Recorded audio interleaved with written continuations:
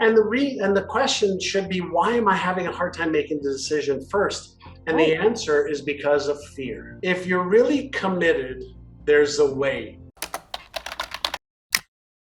Can you share with us your backstory? Because I know your backstory. I read, I listen to you all the time, but some of my audience might not know about it. I want to know what make you decide to commit to your goals rather than just be interested. And, Mhm. you know, Sure. So, the story goes back quite a while to, to my teenage years when I was getting in a lot of trouble with the law, doing illegal things, feeling like I wasn't smart enough and wasn't good enough because I didn't do well in school. And I left high school in grade 11. I failed English, I failed math. And when I was going through school, not only did my parents tell me that if I didn't go to college, it would be very hard for me to make a good living and take care of, a family one day, but that I would probably struggle and have a hard time because, being average didn't pay you average wages, it paid you below average wages because there are so many people who are average. mm, And so I had a lot of uncertainty and fear around not being successful in my life and being able to just cover the basics. Forget about like success, yeah, which a lot of people think about, but just being able to cover the basics. So when I was younger, I stole and lied and cheated and sold drugs and did breaking and entries into companies. And I was 15, 16, 17 years old, 3 years ago. And then I met this one man who was very successful and kind and philanthropic. And my brother had arranged for me to meet him for lunch. And so I took the train from Montreal, where I was living, to Toronto and met this man for lunch. And he asked me a whole bunch of questions of why was I doing what I was doing? Why didn't I study harder in school? Why wasn't I using my brain to become more? And why was I settling for less than I'm capable of achieving? And my standard answers was, I don't know. I don't know. I don't know. It sounded like, a typical, teenager. 18-year-old that says, I don't know. And he said, listen, do you have any goals and dreams? And I said, yeah, I'd like to get a good full-time job, get out of the shipping department that I was working in. Mm, I'd like to buy a car so I don't have to take the bus everywhere or have my friends pick me up and rely on them. And I'd like to move out of my parents' house. I think, at 19 years old, I should wow. probably be moving out and not live, under their roof. He says, that's all great, but what else would you like to achieve? And the answer was, I don't know. Mm, I had no other goals and dreams. yeah. And so he gave me this sheet of paper, or several sheets of paper, Nim, and he said, answer these questions and maybe I can help you. So I looked at the document, and the first question was, at what age do you want to retire? Yeah. And I'm like, retire? I want a job. Forget about Right. retirement. Second goal was, how much net worth do you want to have? I'm Mm, like, net worth? What is net worth? I asked him, what does net worth mean?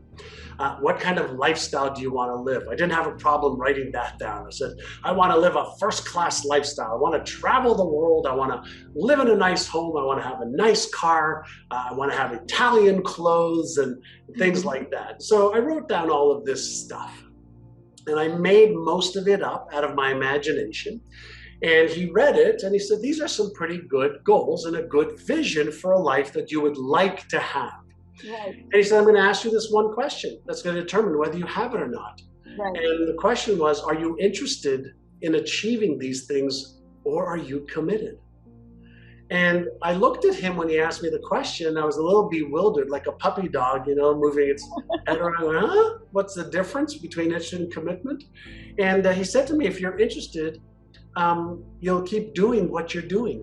He said, if you're interested, you'll allow your old stories and your old reasons and your old excuses and your old beliefs and your current habits to control your behavior and your thinking.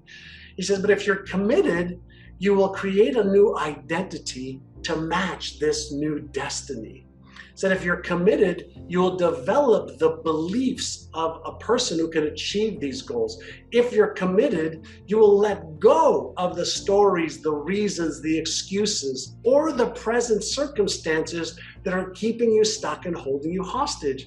He said, if you're committed, you will do whatever it takes to upgrade your knowledge and your skills to Mm. match the level of success you want to achieve. And he said, before you answer, all of the how to achieve these goals, I already know. So I know it's doable. So then he leaned in again. He said, so are you interested or are you committed? And so I was scared, Nim. I was like, oh my God, he's putting me on the spot. And I don't know why, but I blurted, very, very quickly, I'm committed.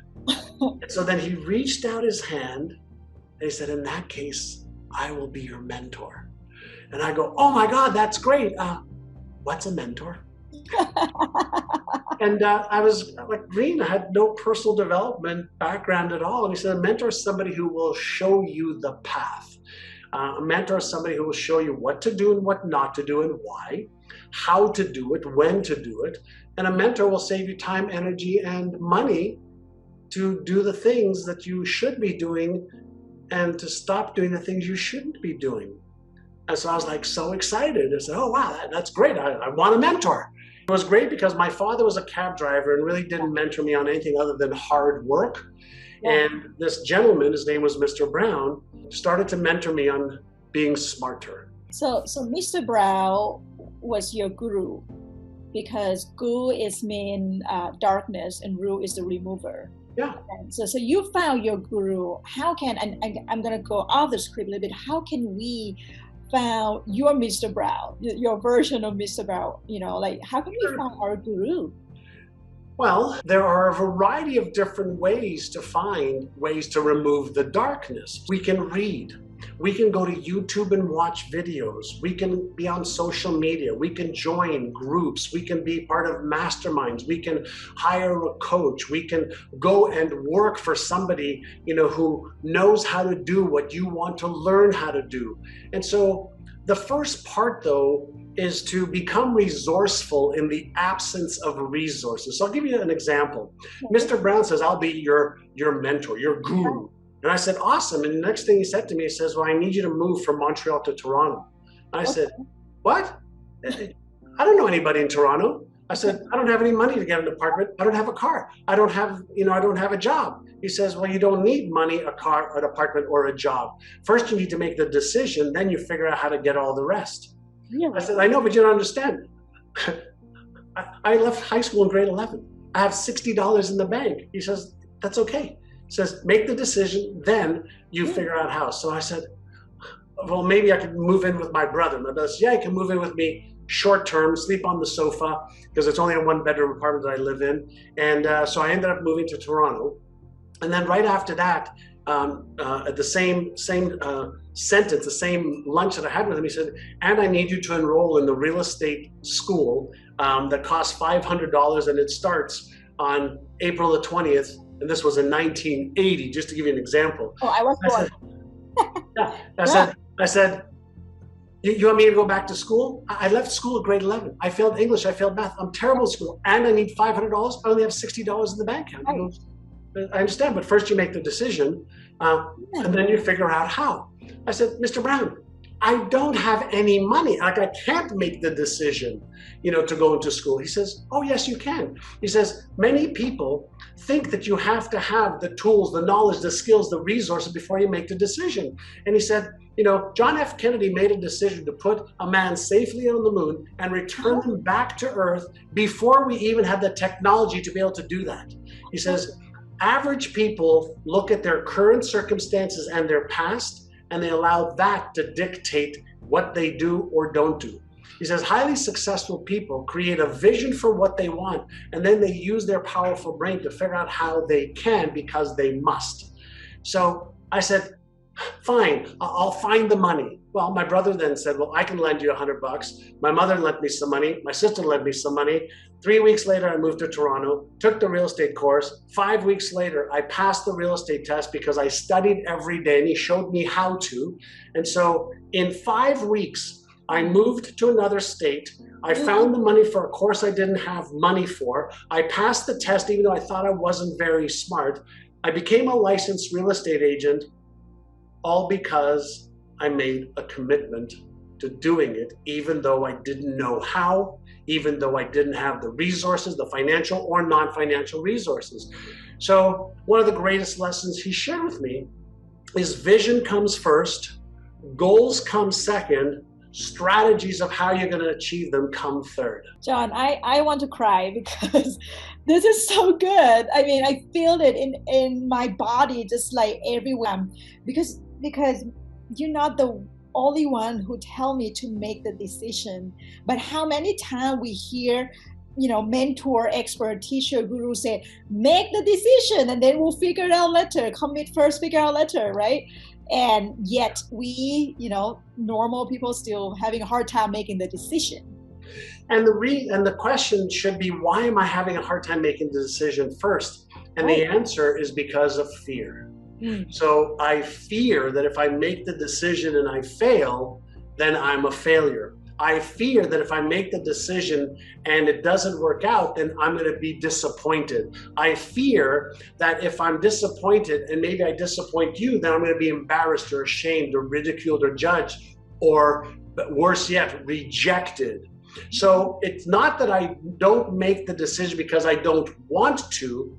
I don't make the decision because my brain is thinking what might happen in the future if I can't follow through to completion successfully. And then it's causing me to feel that right now, and that puts the brakes on my motivation, which is really another word for a motive for my actions. I've looked to answer those questions for 40 years in my research, and there's behavior, and then if we want to go deeper, we understand what's causing the behavior. Not taking action is a behavior. Right. So it's a behavior. Procrastination is a behavior. Self-sabotage is a behavior. And the question is, what's causing me to not feel safe making a decision? What's causing me to procrastinate? What's causing me to self-sabotage? And if we answer those questions, what I just shared are the reasons. So the question then becomes, are there ways for me to feel the fear and do it anyway? Yes. Are there ways for me to upgrade my self-image so that even if I fail, I'm not embarrassed or ashamed? And even if somebody tries to ridicule me, it really doesn't matter to me because I think more of myself than anybody else can in a healthy way. Tell us a little bit about, you're talking about knowing what caused your fear. So how can we get over it? How can we overcome that? How can we use the inner side to get out of that limiting? Sure. So everybody understands you can exercise to strengthen your muscles, your organs, your ligaments. But have you ever considered that you can innercise your core neuromuscles? So what if we said that focus is a neuromuscle? And you could learn how to focus on how to do something versus how not to do something. What if awareness was a neuromuscle and you could be aware of the negative and the positive? What if you could be aware of emotions that cause feelings, and some feelings I want to move away from and some feelings I want to move towards? Is it possible that my habits are just a cluster of neuromuscles that have been reinforced, and I could learn how to delete or get rid of disempowering habits? And if I understand how to innercise, do mental and emotional techniques and some physical work, I can strengthen new habits. Is it possible that our beliefs are neuromuscles, and I have some that are weak and some that are strong? And it's possible, based on the latest neuroscience, to create a new self-image that overrides an old self-image. So a self-image is kind of like a self-image neuromuscle that holds itself in place, and we walk around like we have a frame around our self-image. We take it everywhere we go. Well, what if we could set aside our old self-image and create a brand new one with more confidence, more certainty, more personal power? Well, we can do that through behavior, of course, and taking inspired action and gaining more confidence and certainty.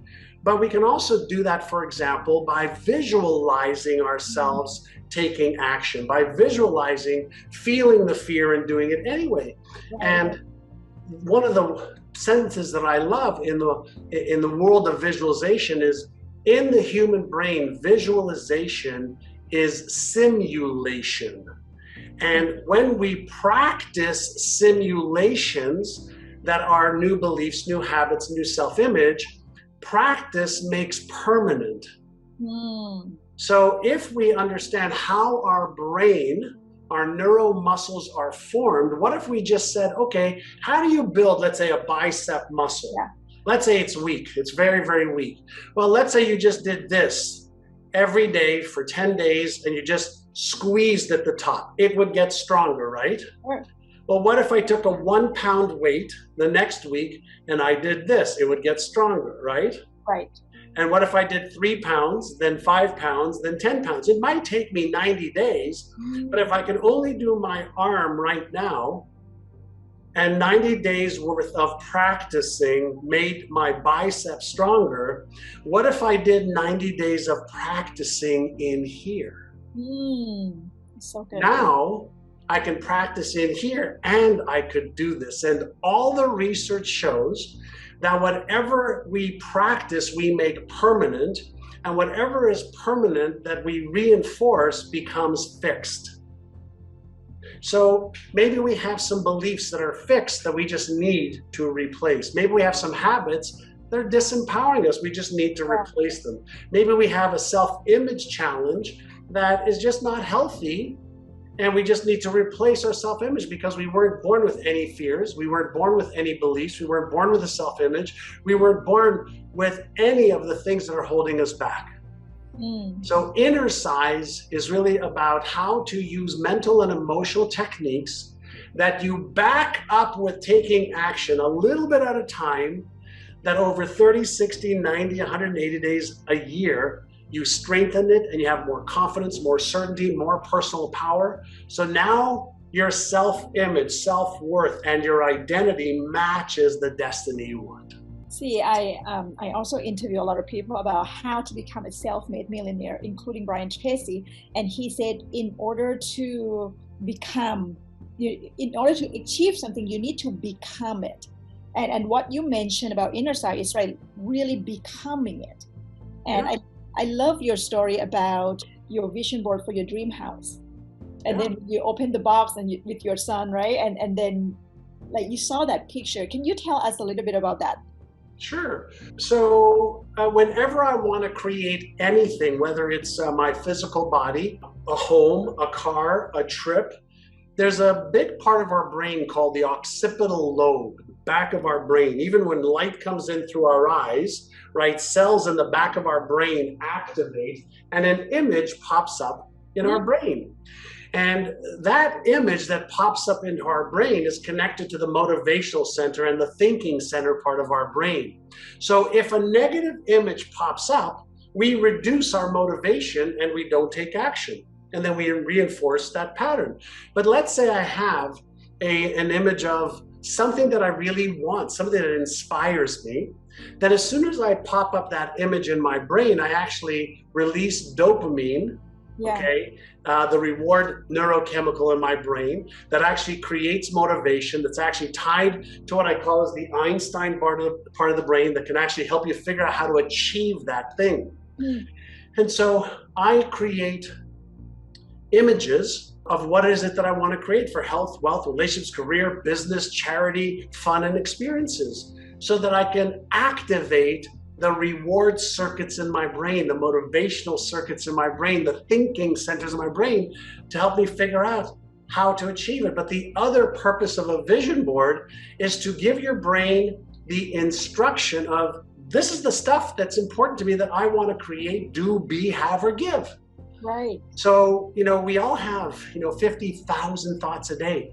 We all have so much with social media, whether it's Facebook or Instagram or YouTube or Clubhouse or whatever, all the different, stations and channels are, and the people that want to gather our attention. Well, why don't we become better at focusing our attention on what we want to trade our life for. What about when someone is really having a hard life, hard time, they're in the situation that they don't want to, like, I don't want to practice my inner side, I don't want to visualize. What suggestion you have for them, when they have the dark night of the soul? Well, listen, if you don't feel like doing something once in a while, then you're human. Sure. But let me know if this resonates with you, and whoever's listening, let me know if it resonates with you. Do you agree with this statement? In life, you're going to either pay the price of discipline or you're going to pay the price of regret. Discipline weighs ounces, regret weighs tons. That's Jim Rohn, by the way. And so when you're sitting there and saying, I don't feel like it, my question for you is, what do you not feel like it more? Doing this little thing or living a life of regret? Wow, that's huge. Right? So let's create a juxtaposition against what I don't feel like doing, and let's use contrasting to say, are you okay with this being your character? Are you okay with this being your life forever? Are you okay with developing a lazy habit and lazy disciplines? Are you okay for the next 1 year, 3 years, 5 years, 10 years, 20 years, 30, 40 years, having that as your modus operandi and your identity? If you're okay with that, great, don't feel like it, don't do it, but then don't complain and don't want any more. But if you're not okay with the short-term and long-term consequences of that decision, then here's what I want you to say. I know I don't feel like it, but I will do just a little bit. Love it. Now, why just a little bit? Listen, I know the power of the mind when we don't feel like it, but I also know the power of our brain when we say, I know I don't feel like it, but I will just do 1 minute. What does that do? Now you develop a new pattern of hearing and feeling, I don't feel like it, and then you are in control saying, I'm going to override that, and I'm going to do a little. And so let me ask you a question just to put this into perspective. Can you jog a marathon right now? This is a question for everybody who's listening. Can you jog slowly a marathon right now, nonstop, 26.2 miles?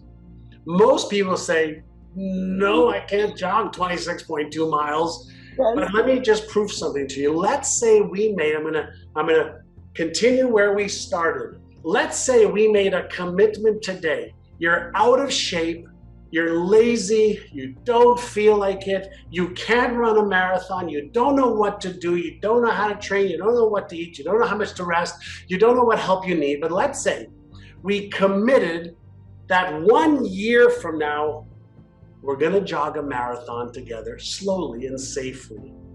If today you made that commitment and all you did was get up, put on your running shoes, and moved in your living room for 1 minute. And tomorrow you move for 1 minute, and the next day for 1 minute, the other day for 1 minute. After 7 days, you'd have 7 minutes, and you'd also have somebody who may have been lazy, that didn't want to, that didn't know what to do, how to do it, when to do it, why to do it, now has exercised for 7 minutes. Now, what do you think that does to your self-image and self-esteem? Hey, I just did something every day for 7 days. Now maybe I can do more than I think I can. Now what if you started watching videos on YouTube and maybe reading a little bit or talking to somebody who's run a marathon, say, hey, what did you do to exercise in month 1, 2, 3, 4, 5, 6, 7? What did you do to eat? What foods did you stop? What did you do for your sleep? How much rest did you get? Maybe I should join a group of people who are beginners. And maybe in week 2, you just did 5 minutes a day. And in week 3, it's 10 minutes a day. And in week 4, it's 30 minutes every 2 days. Is it possible that if we made a commitment and we upgraded our knowledge and skills, and we got into the environment maybe of some people that can help us and we can help them stay motivated, is it possible and probable that almost everyone 1 year from today could slowly and safely jog a marathon, right? So all that has to happen is you have to make a commitment to not staying stuck right now. All you have to do is get started and do as little as possible to get in motion. Why? Because an object in motion tends to stay in motion. Newton's second law of thermodynamics. And an object at rest tends to stay at rest. So what kind of self-image do you want?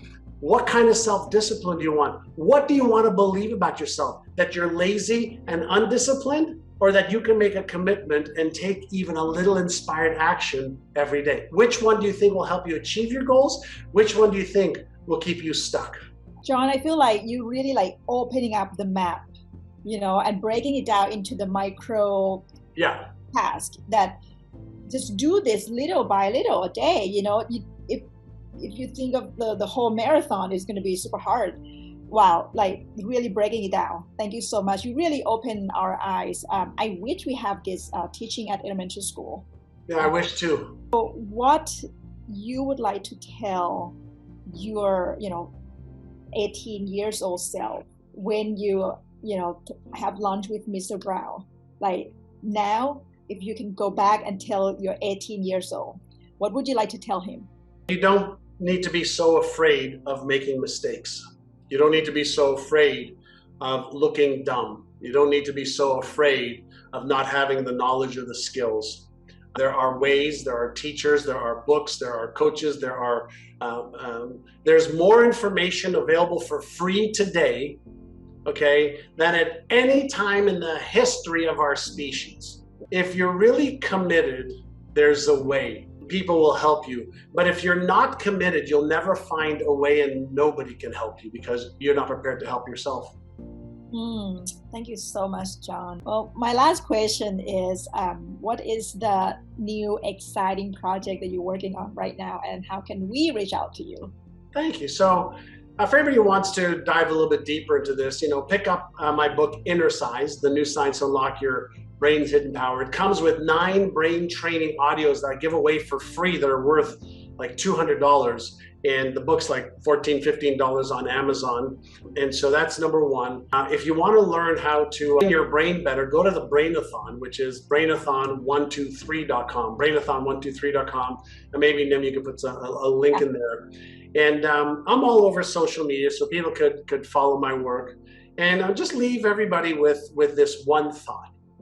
It's 2021, and there's 108 or so billion humans that have walked on planet Earth since the beginning of our time as a species here on Earth. Everything that we want to achieve, for the most part, 99.5% of what we want to achieve in health, wealth, relationships, career, business, fun, experiences, spirituality, has already been achieved by others, and there's already blueprints for what we need to think, how to manage our feelings, what we need to do, how to develop habits. So all the how-to that almost every one of us needs is already here. But you will only go after and find and apply all those things if you're committed to. Yep. So make a commitment to trading your life for what you love, and for trading your life for what will make you feel phenomenal, and then go and find the teachers and the other people that are on the same path, looking to achieve those goals, because together, if we help each other, we can achieve the goals faster and easier than ever before. Thank you so much for leaving the legacy. For leaving the legacy. This is legacy that we all can carry on generation after generation. Your book, Inner Size, is going to be the next book that myself and my 2 children will read together in the morning. Awesome. Thank you so much, Nim. Hey, this is John, and if you liked that video, watch the next video because it is packed with things that you can do right now to achieve success way faster than ever before.